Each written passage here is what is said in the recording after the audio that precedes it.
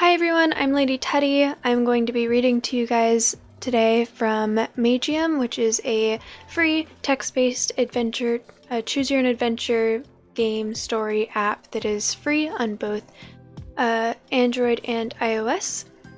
And I highly recommend it. There's a lot of different playthroughs that you can do, and it's really cool. Hi Eclipse. Right now we have finished a playthrough. It's a good, smart berry. The main character's name is Barry, so it is a good, smart berry run through. But right now we're achievement hunting, so it's not really good or smart. We are on chapter 5. If there's anyone who's new, you are more than welcome to ask questions on what is going on, because you probably won't know what's going on. There's going to be a little blurb of what it's about on the screen that I'm going to be switching to. Yeah, so yeah, I guess I'll just get to it. So, I think it reset all of my stats for some reason, so that's cool. It's gonna make it a little easier to try and get the rest of the choices. You can, it's almost like D&D, where you're able to set stats that will make it so you can get through certain checks. The achievements, so for, in order to get to book 2, we need to get, I think, 28? Oh, 3, there it says, we need 3 more achievements, so we're almost there. Nope, wrong one. So the ones that we need: Stat device wielder. Upon lending the stat device to Darren, you make an unexpected discovery. Admitted liar. Sometimes you just have to grab the bull by the horns. And shameless. Take credit for someone else's deeds without any shame. I have done this before.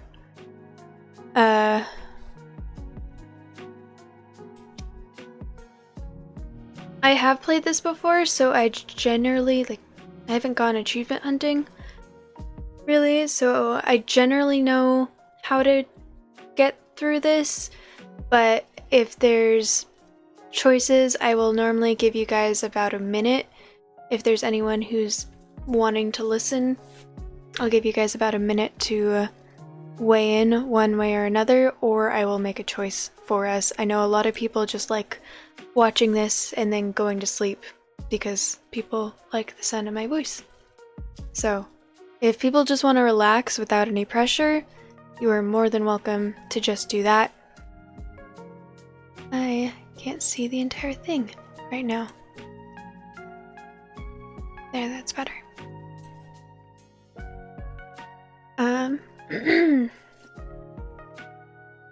Yeah. And again, if anyone would like to ask questions, you may do so. So, when I first started playing this game on here, I was using BlueStacks, and BlueStacks kept crashing and deleting all of my progress, so I've actually speedrunned this many, many times, not on stream, just to try and get back to where we used to be. But it's really good. So, and if anyone doesn't want to play it for themselves, all of my previous playthroughs are on YouTube. The first ones are a little rough because of technical difficulties, but it is all there. And it's been so long. I think where we left off, they had just left Eden, or Eden had just left then. Eden is like this super, super powerful Stillwater dude who's either, probably if you were to look at it from D&D's standpoint, he would either be a chaotic neutral or chaotic evil. He's just been alive for a very long time and has given up on humanity.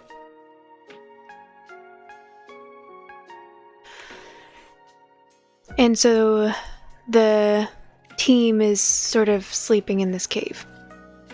As I sit there and think, I suddenly hear a woman's scream coming from far in the distance. At the same time, I get a warning message floating in front of my eyes telling me not to hurt her because she's one of the locals. Although she's pretty far away from here, judging by the faint traces of magic that are coming from her direction, it is safe to assume that she's being attacked by monsters. They don't seem to be very big or particularly powerful, so we're likely talking about a handful of goblins.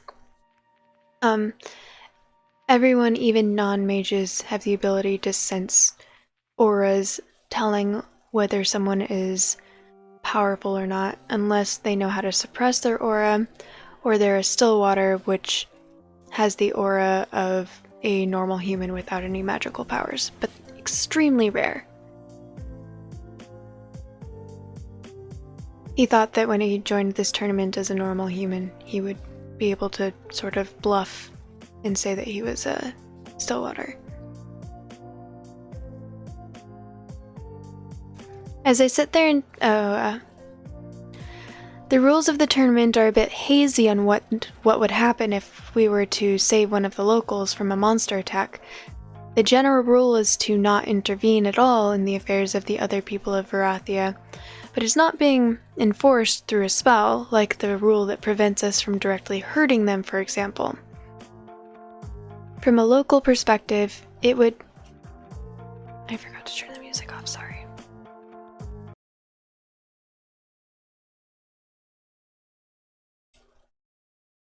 Oh, I have also turned off sound alerts, so I would not recommend anyone try and redeem anything.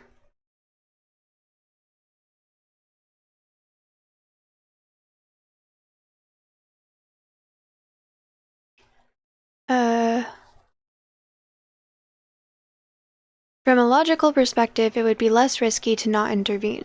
There's no way to know for certain that taking an action here would get me banned from the tournament. But then the woman screams again, this time louder and sounding more terrified. Ignore her? Or call Darren and head for the rescue? If anyone would like to make a suggestion on what to do, now is your chance. I'll give y'all about a minute.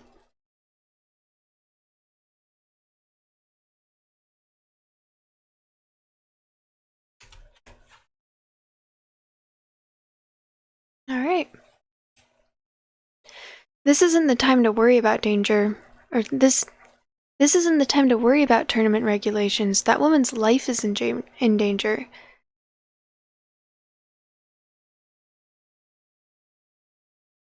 We need to act now. Darren, come quick! What? What's wrong? One of the locals is being attacked by a group of goblins nearby. If we hurry, we can make it in time to rescue her. Darren gets a serious look on his face and grabs his sword. Let's go, he says, and he follows me as I head in the direction of where I heard the scream. As we get closer, the monster's magical auras intensify. There's 4 of them, and they have the woman surrounded, but it doesn't seem like they've drawn blood yet. When we finally get within visual range of the attackers, my suspicions get confirmed. They're goblins, all right. Vile and hideous creatures not taller than 4 feet, with fangs instead of teeth, crooked noses, and pointy ears and green skin. Despite their appearances, goblins are quite intelligent and are usually organized in clans with more defined hierarchies, unlike other monster races. They're also smart enough to make use of tools as well as weapons and armor. I'm going to save here. And then I will also look at the achievements we're going for again. Stat device wielder. Upon lending the stat device to Darren, you make an unexpected discovery. Admitted liar. Sometimes you just have to grab the bull by the horns. A good deed. And shameless. Take the credit for someone else's deeds without any shame.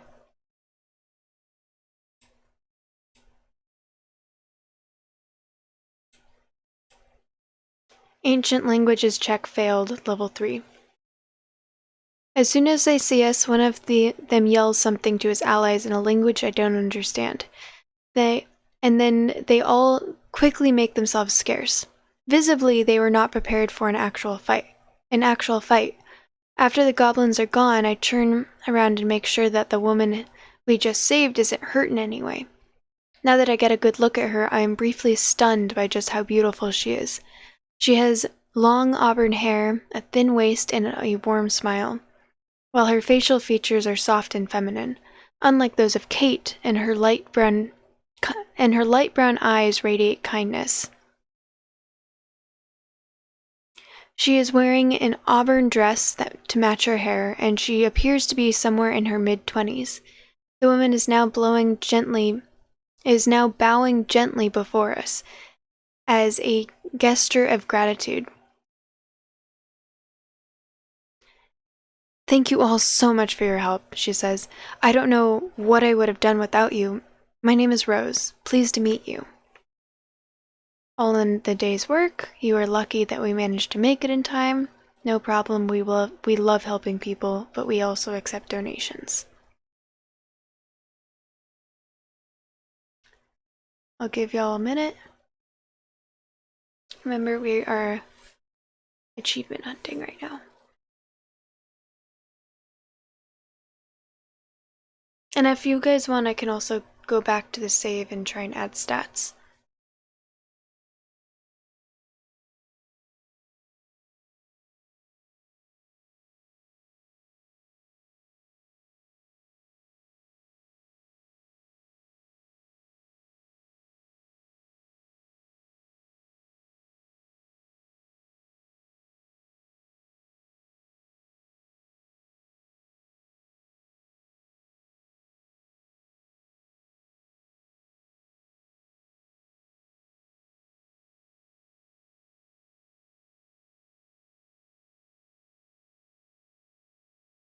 What do you mean by let's help? Because they already helped.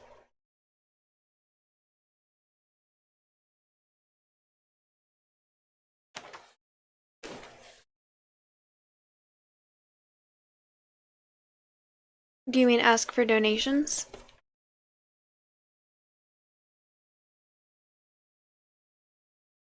Okay. No problem. We love helping people, but we also accept donations. Damn it, Barry, Darren says. Rose giggles. It's all right. I took no offense at Barry's remark. I would have gladly rewarded you for rescuing me, but sadly I did not bring any money with me, since I was afraid I might run into robbers. If I may ask, Kate interrupts, what were you doing all alone in the middle of the wilderness? Well, Kate, says Kate as she points towards herself. She then curtly points towards me, and then Darren, giving Rose our names as well. Rose smiles as she continues. Miss Kate, I was out here looking for some very rare herbs that only grow in this area of the continent. There's been an outbreak of oil drip in my hometown, and as an herbalist I can recognize the plants that are needed for the cure. I'm sorry, what's an oil drip? Oh, I did not know this disease does not exist outside of our continent. The doctors are unsure of its cause, but what happens is the patient's sweat becomes as thick as oil, and they get a very high fever with violent coughing. Sometimes some of us have a natural immunity to it, but those that are not so lucky get quarantined somewhere and left there to die on their own. The only cure we know of for this disease is extracted from the very rare plants that I've come here to collect. But why are you the one that came here to get the herbs? Do you have members of your family that are infected? Why didn't you at least hire some bodyguards to go with you?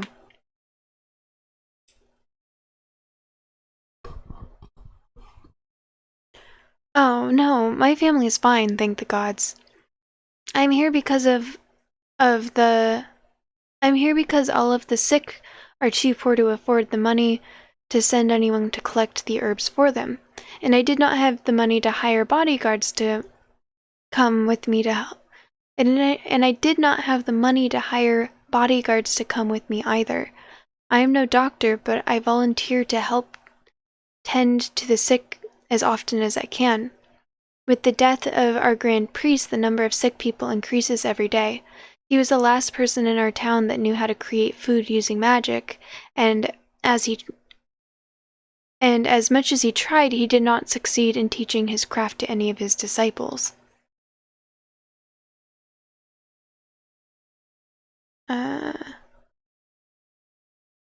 Many people are starting to get poisoned because of eating the wrong berries from the forest. Others are dying of starvation, and others have resorted to she pauses for a bit to bring herself to say the words that were on her tongue. Animal hunting. She finishes her phrase. Wait, so it's true that on your continent it is forbidden to hunt animals? Darren, shocked. It was.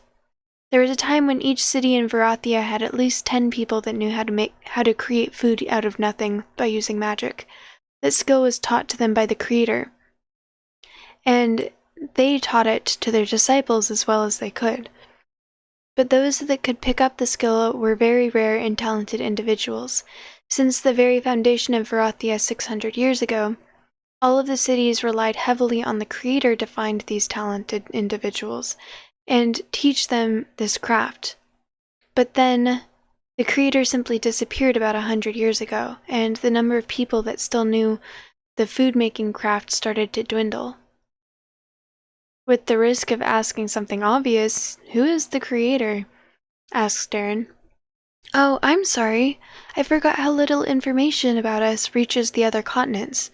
The Creator was, well, the founder of our civilization. Everything we are today we owe to him.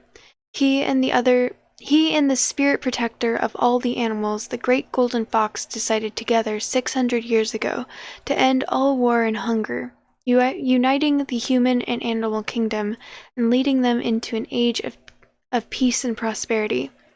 They taught both humans and animals how to create what they needed with magic, and thus eliminated the need for work and conflict. Food, water, warmth, shelter, every one of those things could be obtained through magical means. From what I hear, it must have been paradise.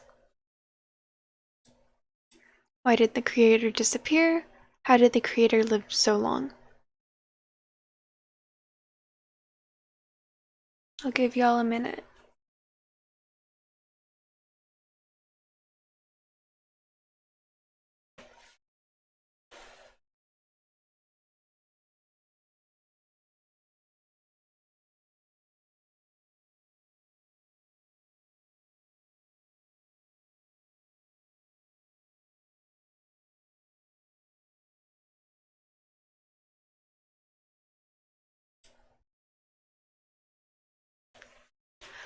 Why did the Creator disappear?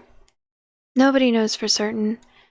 There are many tales about what led to his disappearance, but we have no way of knowing if any of them are true.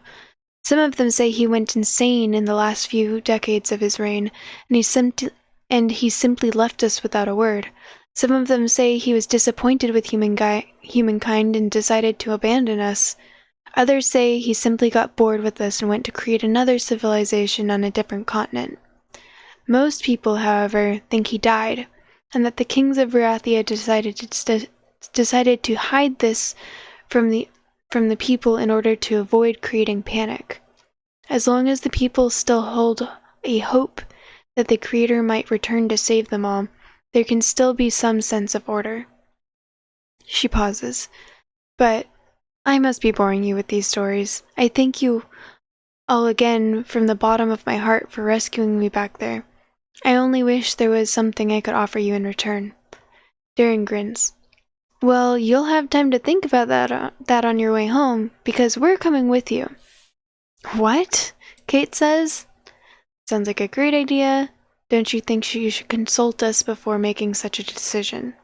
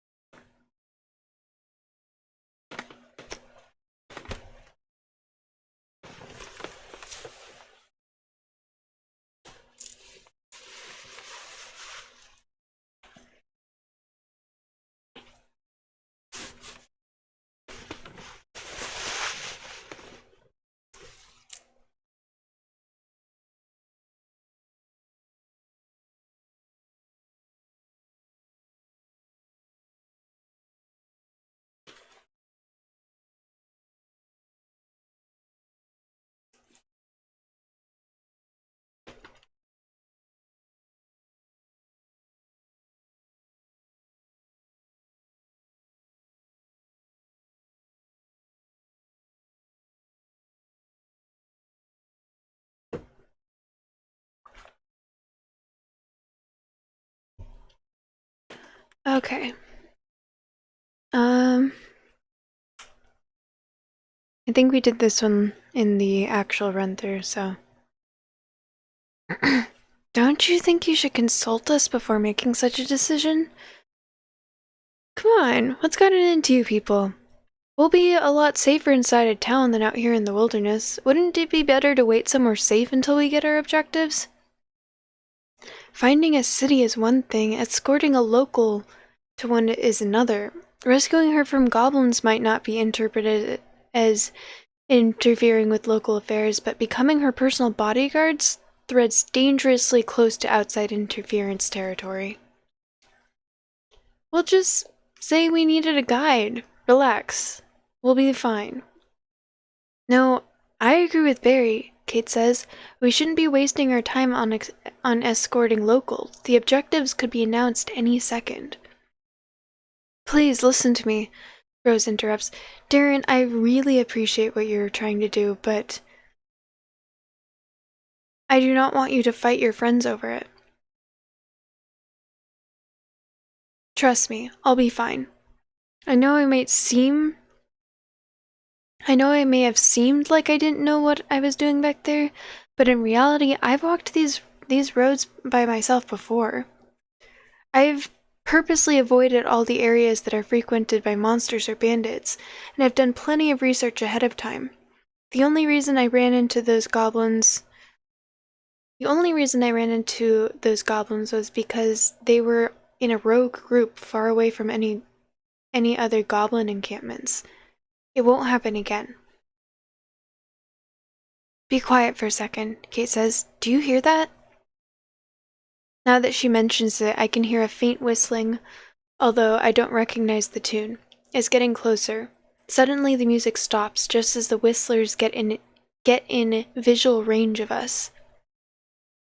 There's 3 of them. Weapon enchanters by the looks of them. They seem cleaner than Cutthroat Dave's group, but they don't smell like them. And they don't smell like them, but other than that, they don't look much different. They'll probably attack us on sight like all the others. And here I thought we'd filled our quota of pointless fights for today. Clive, do you see that? Says one of the men. By the gods, it's a banshee, says another. The third man starts screaming and falls on his back. Monster! Kill the monster! He yells one of them, with sheer terror in his voice. Kate doesn't seem to be taking this very well. She is looking towards the ground, but this time it's not anger I see in her eyes. If I were to guess, I'd say she's feeling miserable. The man named Clive is now rushing and screaming towards Kate, with the sword in his hand, ready to run her through. Darren readies his own sword, but before he gets to act, it is Rose that puts herself between Kate and the attacking mage. Stop! She yells, and the mage named Clive stops in his tracks. Get out of my way, woman, he says, or I'll kill you along with that monstrosity you're so keen on defending. You can't hurt her. I won't let you. I owe her for saving my life, and you can't hurt me either. I'm a citizen of Varathia. Ha! You think their dumb rules can stop me? I've murdered people before. I'll teach you a little trick. As long as they don't catch you in the act, they have no real proof. You don't really believe their fairy tales about their spells somehow teleporting me away before I kill you, do you? Anyone smarter than a rat would be able to tell that's just a bluff. He's right. Even for magic, a spell like the one Varathia's claimed to have cast on us would go much beyond what we know is possible. To stop an attack before it even occurs, you would need something akin to thought reading. Clive, one of the other men says, maybe you should let her be. We shouldn't be going around attacking locals on our 2nd day. Don't worry, I won't be attacking her, Clive says with a wicked grin. I'm just going to teach this little whore her place. No! Darren shouts as he runs toward Rose. At the same time, Kate extends her arm towards Clive and an ice cone is slowly coming out of her palm. Clive quickly slashes his knife at Rose's face, and she instinctively closes her eyes. The mage stops his strike mere inches away from his target, and his whole body starts vibrating loudly as it gets enveloped in a white light. "Ah, shit," he says, but he gets teleported out of the continent before. He gets teleported out of the continent and away from the tournament. "What did you do to Clive, you filthy yarg?" The man who was talking. The one who started to talk was immediately interrupted by one of Kate's ice cones that went through his right shoulder. "Normally, I wouldn't think twice about killing scum like you," Kate says, "but I'd rather spare Rose from witnessing a gruesome bloodbath. So, I'm offering you a chance to retreat. What do you say?" The man with the ice cone in his right shoulder is grinding his teeth. "Forget the Banshee," he says to his comrade. "Let's get the hell out of here." Once the two of them get far enough away, Kate turns to Rose and says, "I've changed my mind. I would be honored to serve as your escort until you reach your hometown. I'm sorry for having misjudged you. What you just did was very brave and heroic."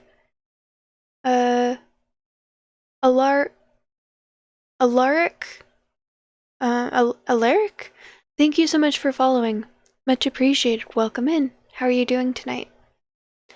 So the options are, really, because to me it just seemed stupid and seemed reckless and stupid.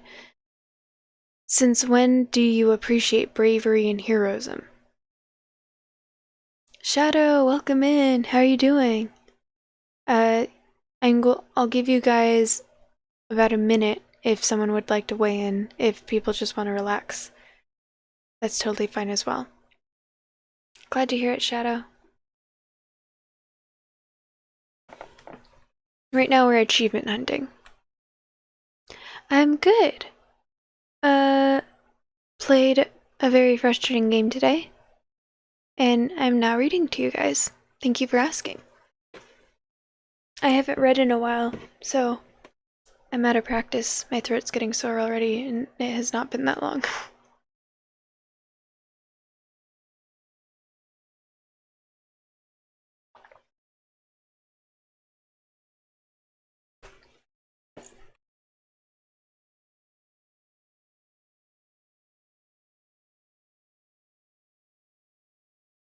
Awesome. What are you streaming? Actually?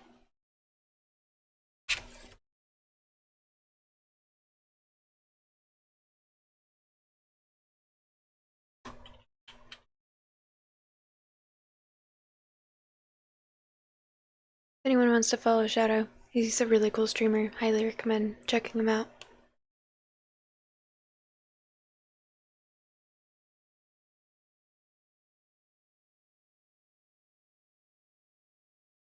Sounds like fun. Do you like it?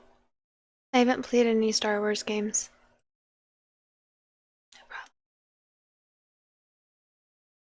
Alright, I think it's been about a minute, so...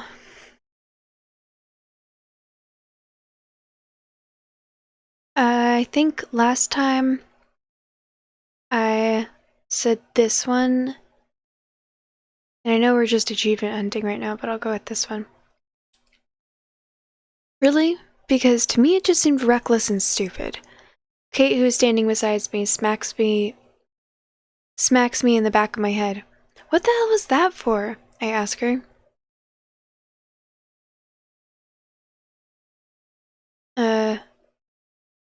Hard mode? I'm so new to gaming. Everything I play is normal or easy.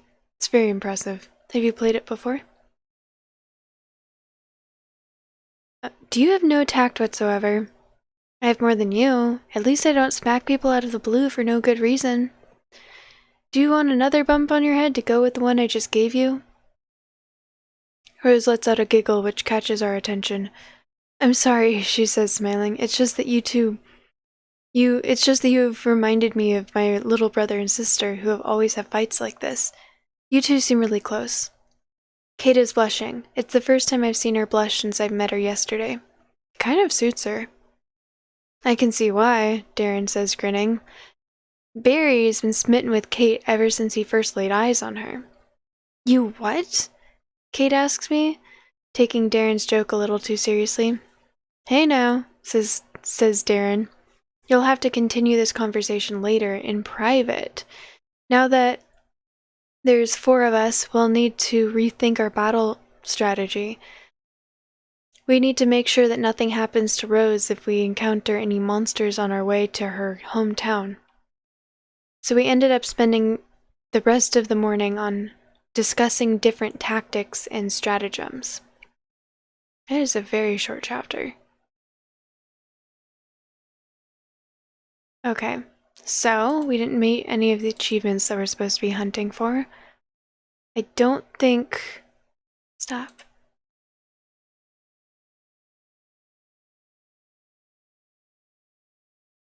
I don't think that we'll be able to get this one. I think that's dependent on the choices from the previous chapter.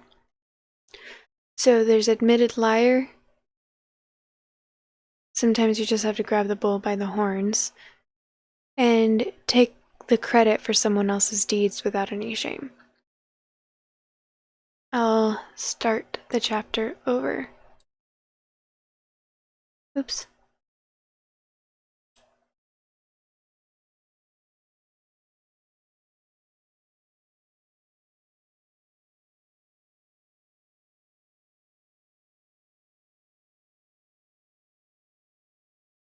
Oh, I guess we didn't start from the beginning.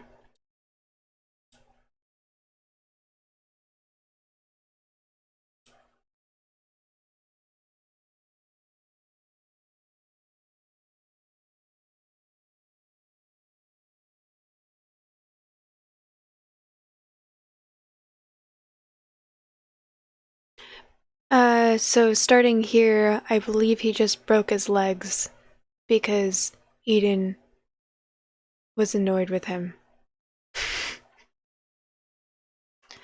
Darren, I shout. Darren, can you hear me?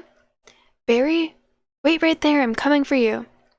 Well, it's not like I'm going anywhere. My knees still hurt like hell. I barely even budged from my original position to avoid more pain. Eden sure did a number on me. Barry, what happened? Darren says when he sees me.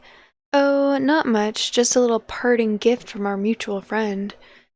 Eden, says Darren while clenching his fist. He casts a healing spell on me, and I suddenly get enveloped in a warm, soothing light. The pain leaves me completely, and I manage to get back on my feet with no difficulty. I always knew there were healing spells like this, but witnessing one of them firsthand is something else. Most healers I've met in my lifetime could barely even heal light bruises or ankle sprains. Where's the Stillwater? Gone. I just saw him kill Cutthroat Dave along with a whole crew of henchmen. Turns out he can cast fire magic, combustive magic, and teleportation without even breaking a sweat. Eden got upset because Cutthroat Dave mistook him for me, and I took advantage of the situation. Ha, serves him right. But how did I end up unconscious on the ground? You mean you don't remember? He just waved his hand casually and put you to sleep. What? That can't be right. I have so much protection against sleep spells that I should be almost immune. At the very least, I should be able to keep my consciousness. And what was that about him using fire magic? I'm pretty sure he used air magic on me when we first met him. Normally it takes a lifetime to master even a single element. Maybe he has some artifact that's helping him, maybe he's older than he looks, maybe he's made a pact with some god. I'll give y'all a minute. And if no one picks something, we'll pick something.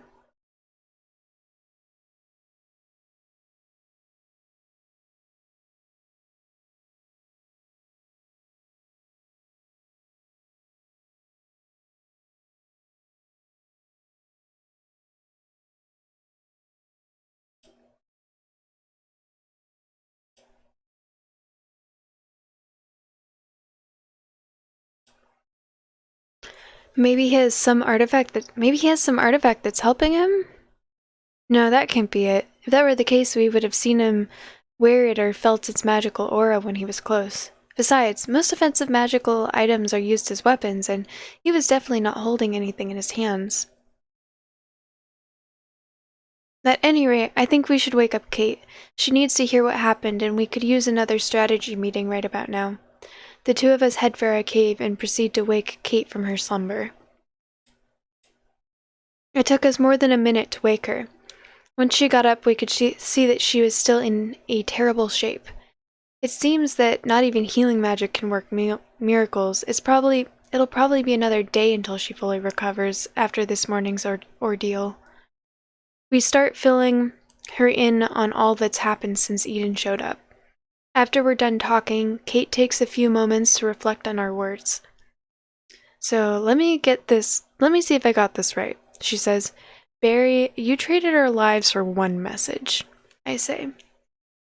And we need to deliver this message to any robed men we might encounter that wear a brooch with a picture of a hawk holding the sun in its talons. Yeah, does that description tell you anything? Yes, she says, and then almost immediately looks towards the ground. She's hiding something again, I just know it. They're an underground group, she continues. Most of the time, they don't really show themselves in public. Nobody knows exactly who they are or what they do. Most people don't even know they exist.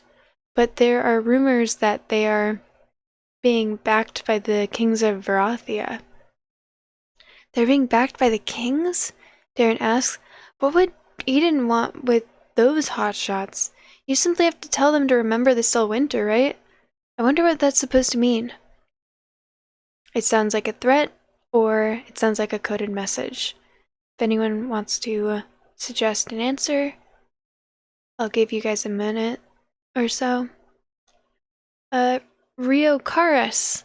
Rio Caris. Welcome in. How are you doing? Thank you for the first time chat.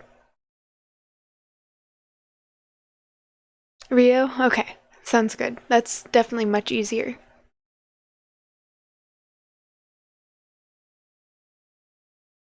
I'm doing good. I took a little bit of a break from reading to you guys and I missed it. So, that's what I'm doing right now. This is story time. I'm out of practice though. Have you ever read Magium before?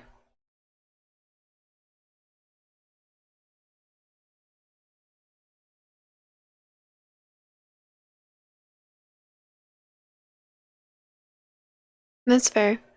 Well, I'm reading to you guys, except sometimes. Yeah, I don't read nearly as much as I used to, but I really like this story, and it is interactive. Oh, well then hopefully you enjoy this. Right now we're achievement hunting because we need 3 more achievements to get to the second book. The achievements for this chapter.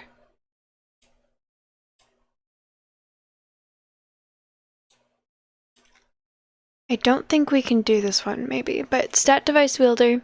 Upon lending the stat device to Darren, you make an unexpected discovery. Admitted liar, sometimes you just have to grab the bull by the horns. And Shameless. Take the credit for someone else's deeds without any shame.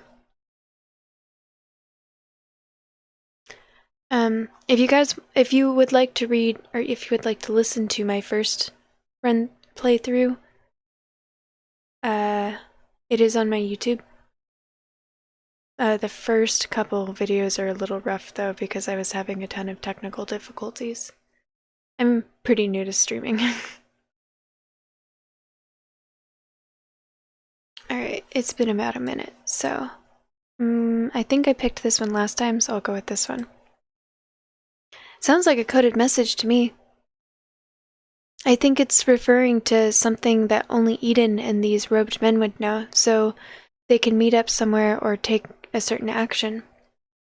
I agree, Darren says. He wouldn't want us to know whether they'll be meeting. He wouldn't want us to know where they'll be meeting or what they'll be doing after all. I don't think the Stillwater would have spared our lives just to send a message, Kate says. He must have had some other hidden reason we're not aware of. The way he phrased this message, it sounds more like a threat to me. What if they attack us right after we tell them these words? Now hold on there, Darren says. There's no reason to assume the message is a threat just from the phrase's wording. Besides, I think what's more important right now is to figure out a way to beat Eden, not talk about his message.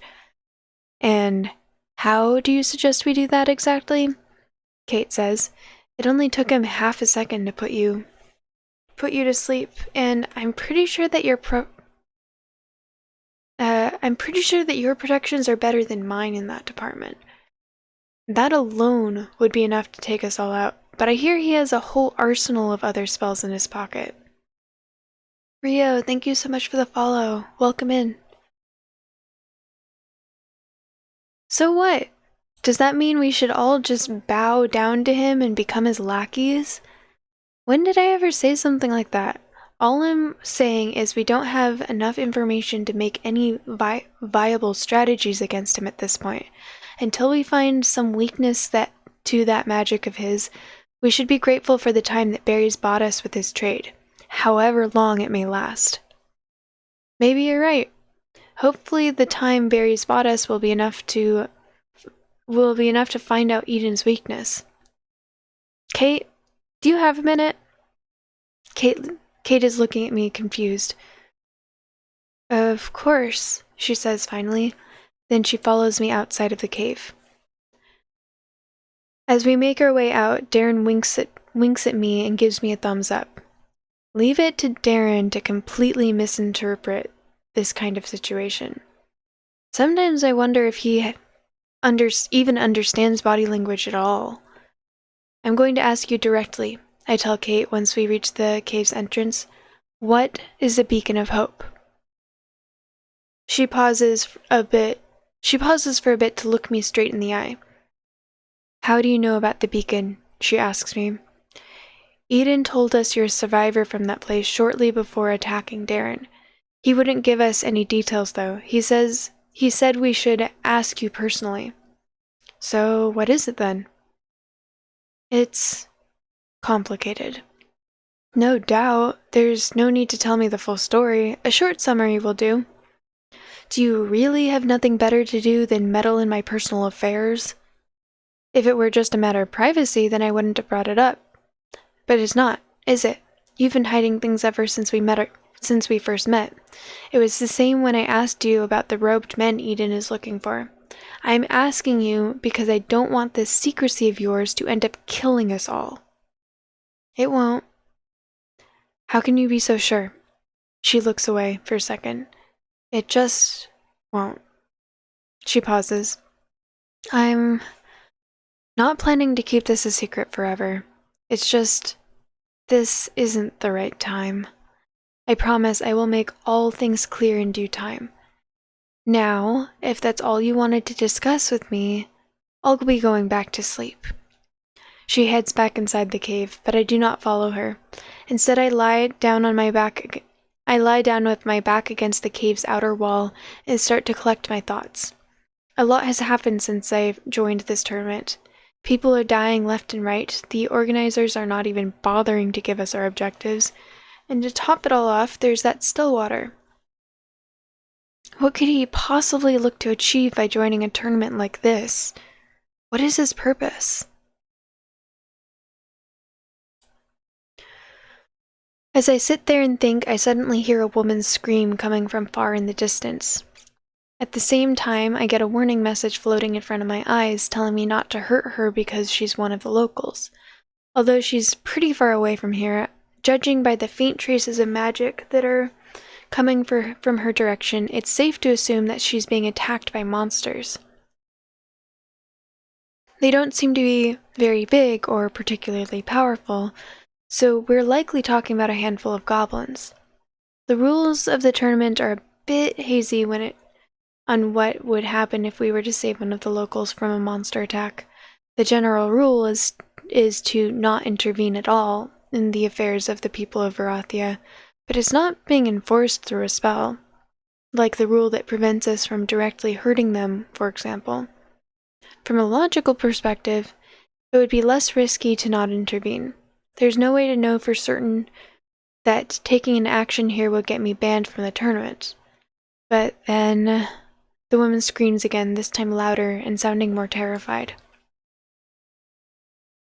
Ignore her, call Darren and head for the rescue. So we just did this, and we went to the rescue, so I'm going to ignore her this time.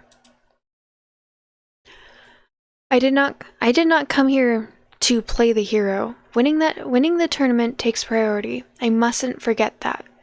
There isn't even the slightest chance of saving this woman. There isn't even the slightest chance that saving this woman could get me kicked.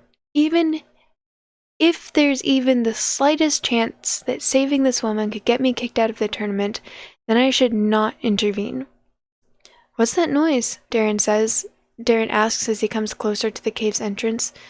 One of the locals is being attacked by a group of monsters, probably goblins.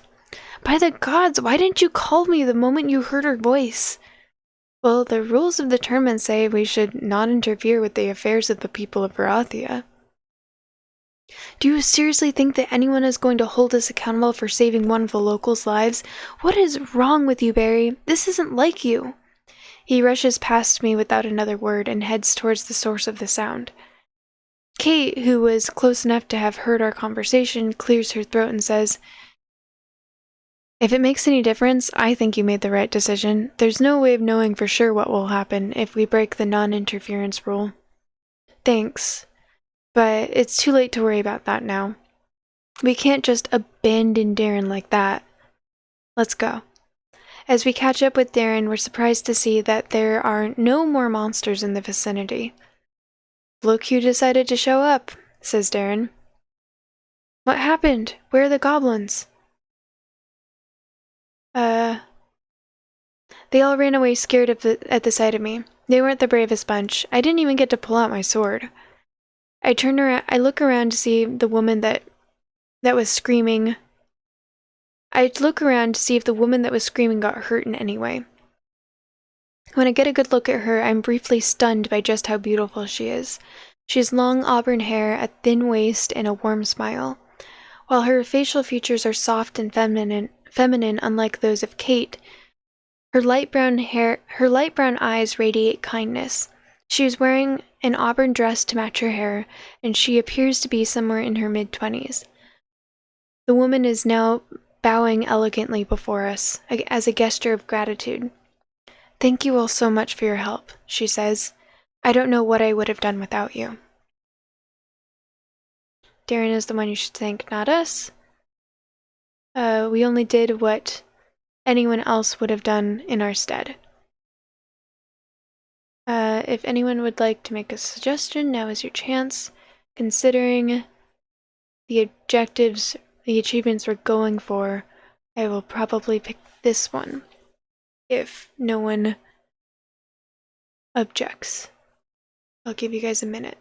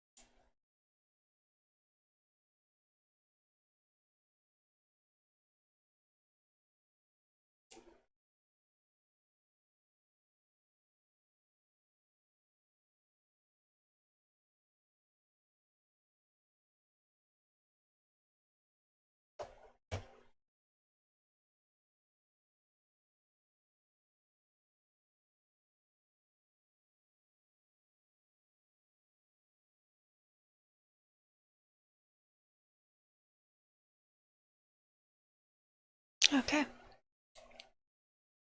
Achievement unlocked. Shameless. We only did what anyone else would have done in our stead. The woman smiles. Indeed, most people would have done the same. Most people would have done the same as you and left me to die by not risking being banned. In- Indeed, most people would have done the same as you and left me to die for not being, and left me to die to not risk being banned from the tournament. As the woman talks, I can feel my ears reddening. But you eventually decided to follow your friend here in spite of the tournament's non-interference rule. For that, I thank you. My name is Rose. I'm pleased to meet you all.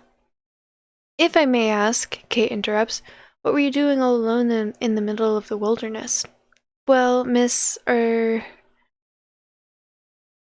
Kate, says Kate as she points towards herself. She then curtly points towards me and then Darren, giving Rose our names as well. Rose smiles, and she continues.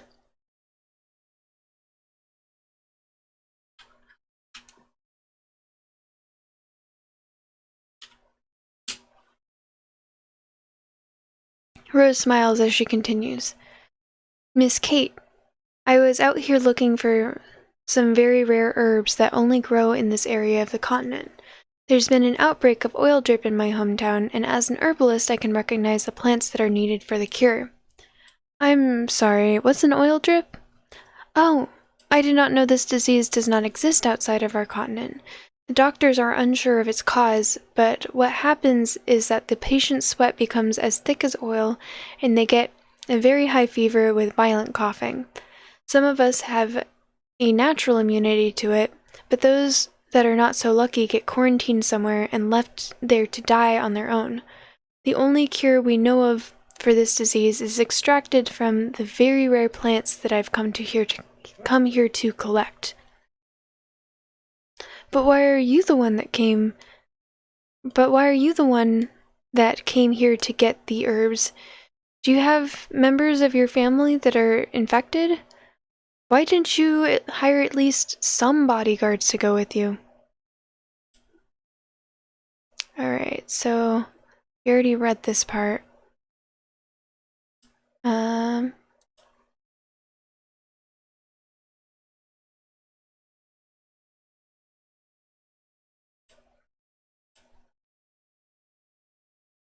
Like I said, I don't think we can do this one. And normally they go in order.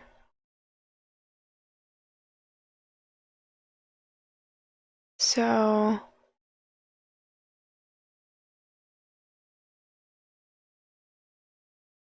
I don't know. I might just have to skip this one.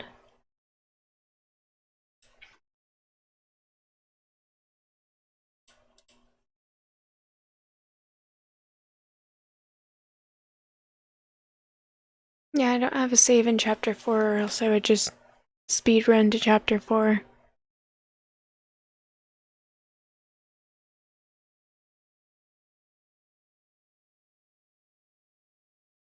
Well, I suppose I could do that.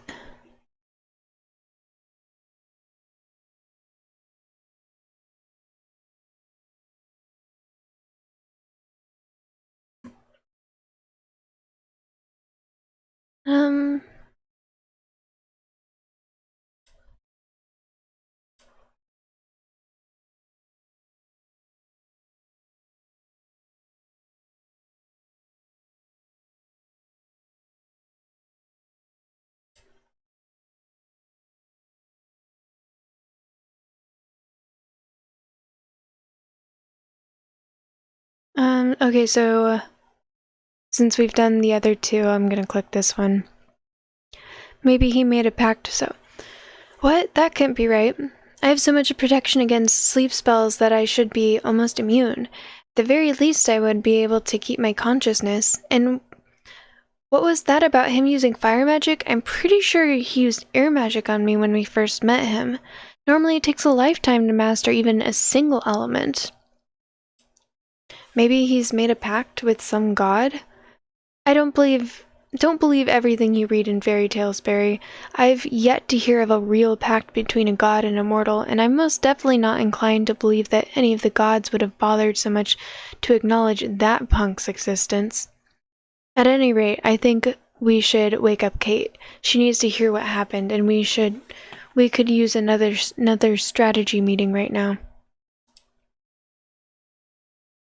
Okay, I already read that.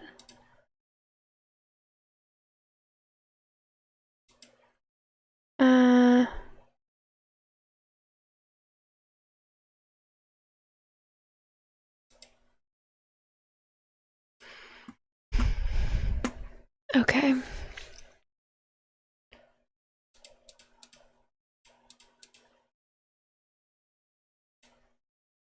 I'm adding ancient languages since I know I'm about to get a check. Ancient languages check. As soon as they see us, one of them yells something to his allies. I suddenly realize that he's speaking in one of the ancient languages that my stat device has taught me. Human warriors, he says, forget the woman. Retreat! Wait, I call out to him in their tongue. The human speaks our language? Yes, now tell me, why did you attack the woman? Because we are starving, human. We weren't going to kill her, we just wanted to take the food she carries in her backpack. Why are you living out here robbing people? Shouldn't your clan be providing you with food and shelter? We were banished from our clan 2 days ago. We did not have money to pay our yearly tribute. Now we are outcasts. We live from scraps. We don't even know how to tell the difference between poisonous and edible berries, so we can't live off the land. How much was the yearly tribute for the 4 of you? 2 copper pieces. 2 copper pieces? That's barely the price of a loaf of bread. Come to think of it, goblins can't really work for humans openly since they are considered monsters. There are people that are known to smuggle goods and weapons to goblins, but they are rare and operate outside the law. It shouldn't be surprising that money is a lot more valuable for them than for us. I have money to spare. But the question is, do I want to give them even 2 copper pieces? Do I want to give even 2 copper pieces away to some monsters who attacked a defenseless woman just a minute ago? So last time I did give them the money. So this time...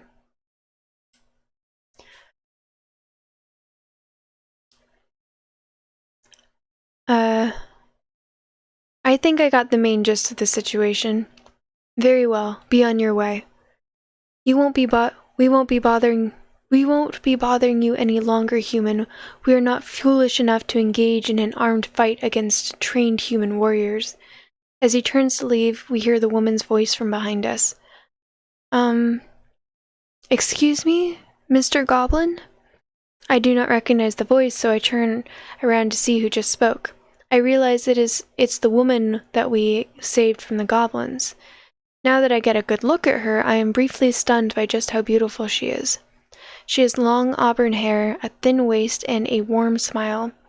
While her facial features are soft and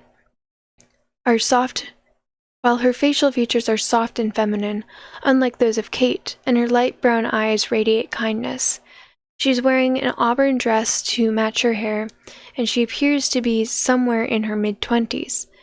In her hand she is holding some blueberries, and she is now showing what she is now showing to the goblins. I overheard you talking about having trouble distinguishing between edible and poisonous berries, and I thought I might be able to help. You can understand us too? Yes, although not as good as this man standing beside me. I only got half of what you were discussing, but enough to understand why you attacked me back there. I am an herbalist, so I know quite a bit about plants. Although I can't teach you all that I know, I can tell you a general rule that you can follow in order to make sure you don't get poisoned. You should stick to blueberries, as they are common enough to be found in any region of this continent, and even the most poisonous of them only give you a stomachache at most.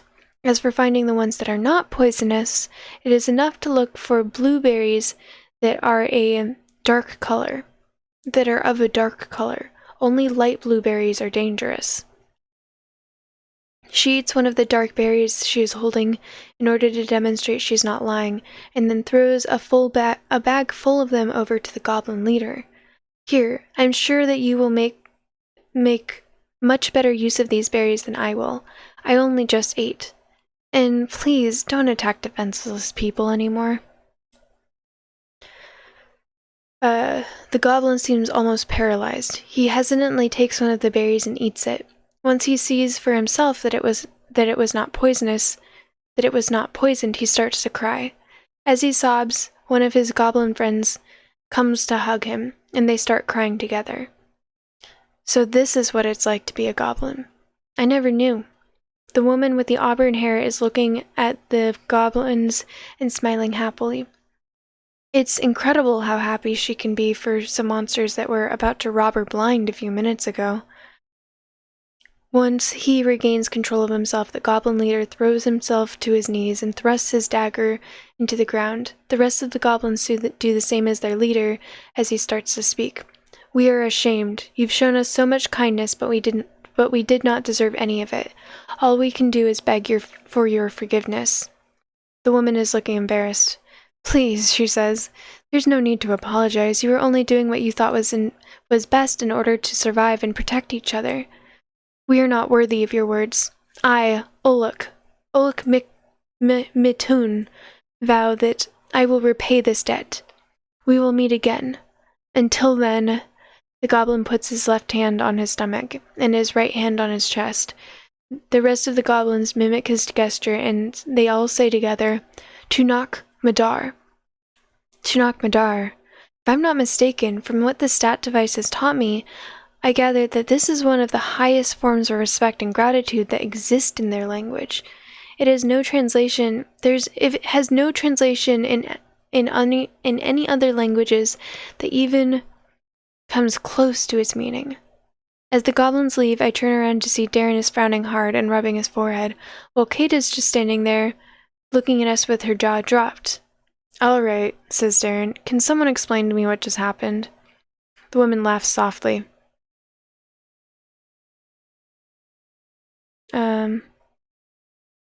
I'm sorry, I realize this whole situation might have seemed really strange if you didn't understand what we were saying.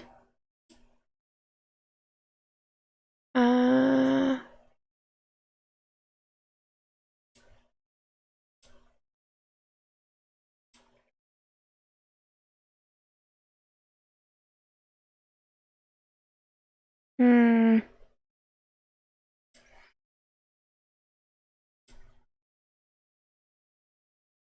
Alright. If no one has any objections, I might take a moment to speed run from chapter 3 to chapter 4 to get us to a position that I think will allow me to get at least one, hopefully two, of the earlier achievements.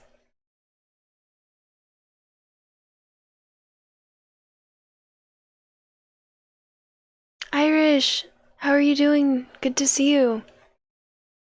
It's my first time reading in a while.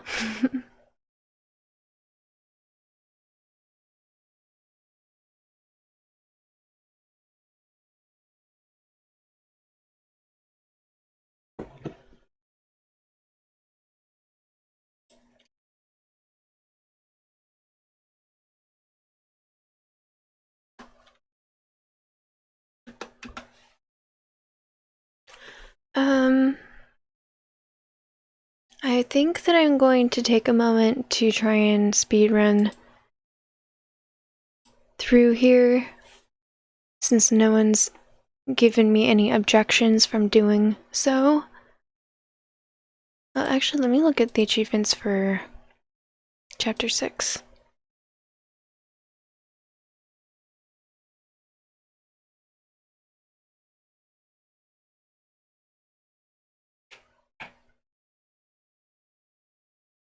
Huh.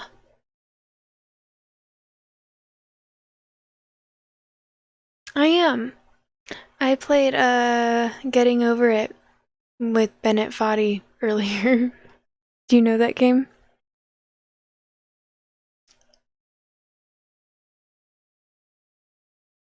Hmm. I'm gonna speedrun to get at least one. I don't know about the other one.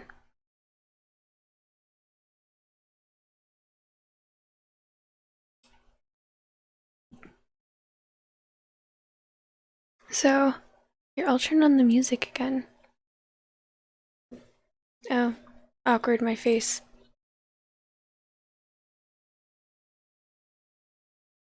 I was trying to figure out where we were.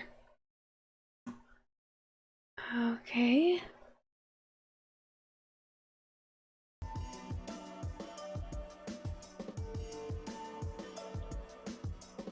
Oh, you can't even see what I was just looking at.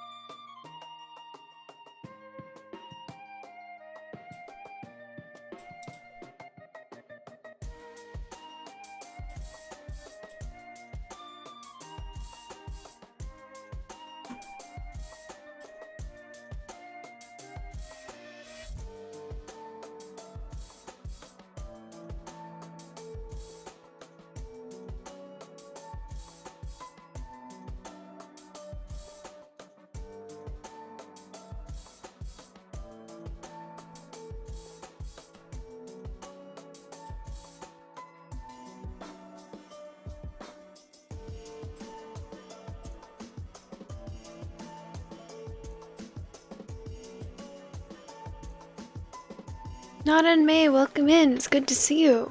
Thank you for the hydrate.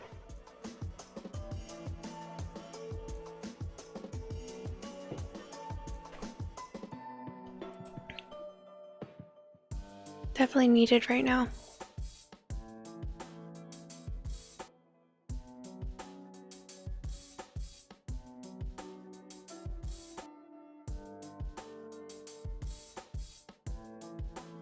Oh.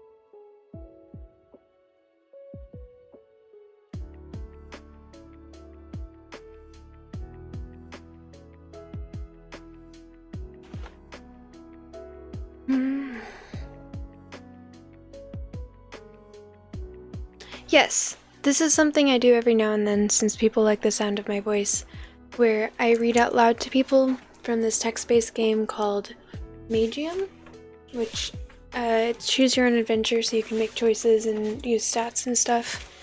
Right now, I've already done a playthrough, a good Smartberry, and in order to get to the next book, I need at least, I think at this point I need 2 more achievements, so right now I'm achievement hunting. And I'm trying to get at least 1 more that I know I can do. So I am speedrunning it to get back to chapter 5 right now.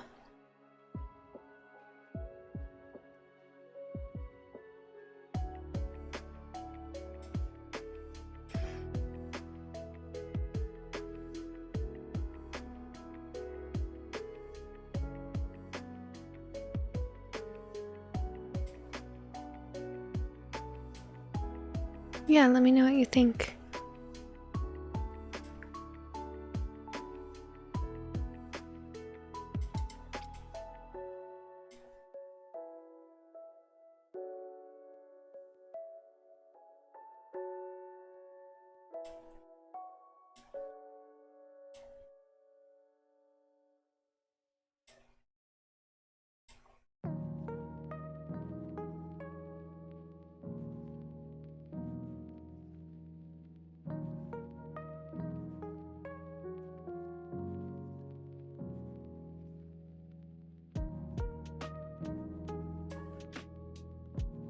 I keep doing this wrong.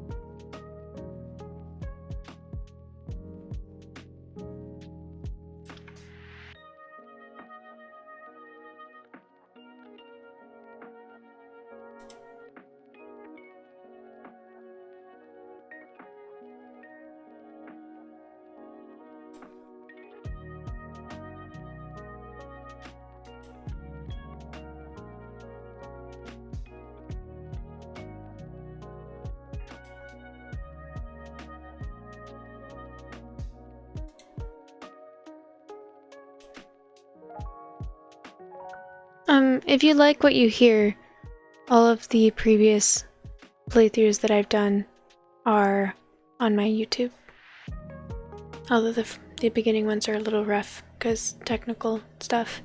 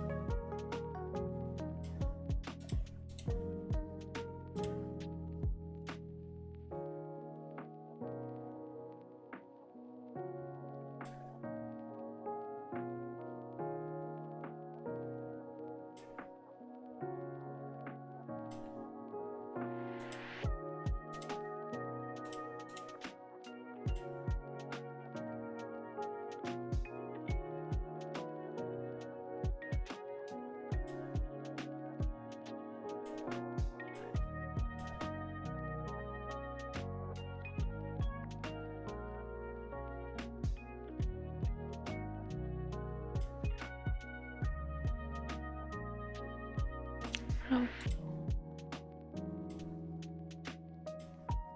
No.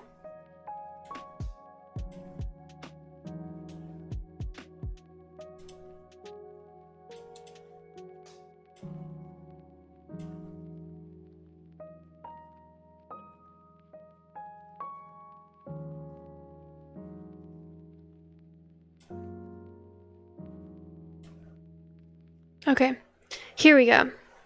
Oh, I guess I should have shown you guys what I just did.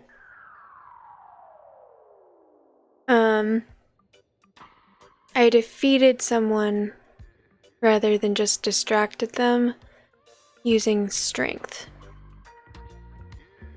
So the achievement that we just got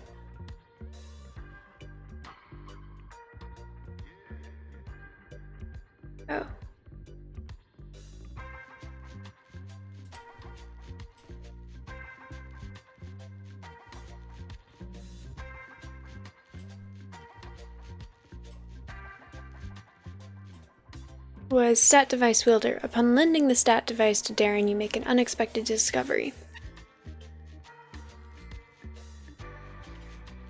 Darren! There's no answer. Hey, Darren! Darren suddenly wakes up and starts looking around him, confused. What happened? Where's the Stillwater? He asks me. That's the second time you've asked me these exact same questions. He's gone. He vanished right after he put you to sleep. Put me to sleep? No, that can't be. I have so much protection against sleep spells that I should be almost immune. At the very least, I should be able to keep my consciousness. Well, I'm just telling you what I saw. I don't claim to understand it either. At any rate, I think we should wake up Kate. She needs to hear what just happened, and we could use another strategy meeting right now. Not so fast, Barry. I want to have a look at that stat device of yours fast. Huh? What's gotten into you all of a sudden? Just hand it over for a second, will you? I want to test something. I give him the device and he looks at it intently for a few seconds. Are you going to do something? Shush! He picks up a rock from the ground and throws it at a nearby pine tree. The rock hits its mark and bounces off, leaving a slight dent in the tree's bark. I thought something here was wrong, Darren says. Look at that dent. You could barely tell I used the stat device right now, but that throw of yours from earlier, that was insane. It was so strong that it lifted Cutthroat right off the ground and slammed him into a tree. How are you getting so much power out of this? I'm not sure. I thought it was just reacting to the incredible quantity of magical power around us. There must be something about me specifically that makes the stat booster work so well. But without knowing exactly how it functions, it's hard to tell what that might be. He hands me the device. I guess there's no use standing here throwing out guesses then. We'll figure it out later. Let's go get Kate. The two of us head from our cave and proceed to wake Kate from her slumber. It takes us more than a minute. Already read this stuff. Alright, I don't think we're going to be able to get the other one.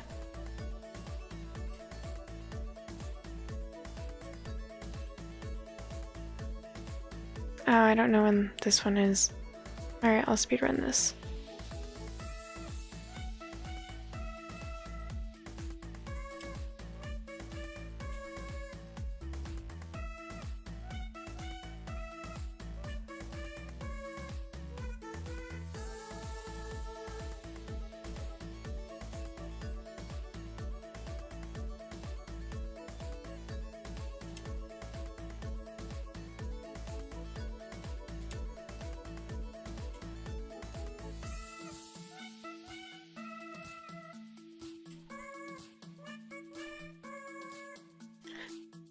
Alright, actually it is getting a little late, so I might just end it here.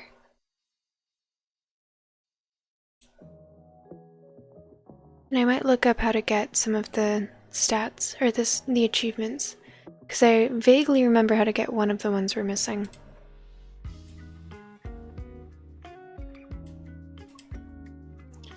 But I've never done this one. So the ones we're missing is Berserker mode activated, accidentally maximized all of your stats in a fit of rage. Full immersion, experience what your in-game character sees firsthand.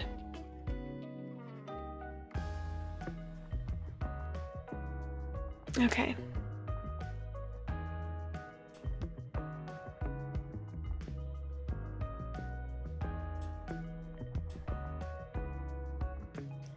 Okay, I'll save here. Just to prove it. That should already have done that. Because I've got issues, I'm going to transfer achievements to the clouds. Transfer local saves to the clouds.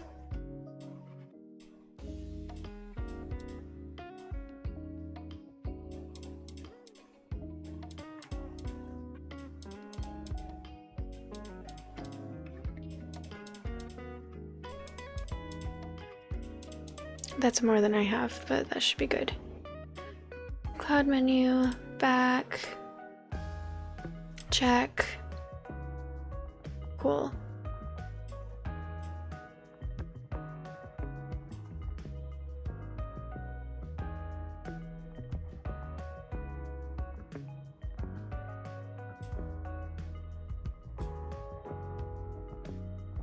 Okay, back to chatting. Okay, so, thank you everyone for listening.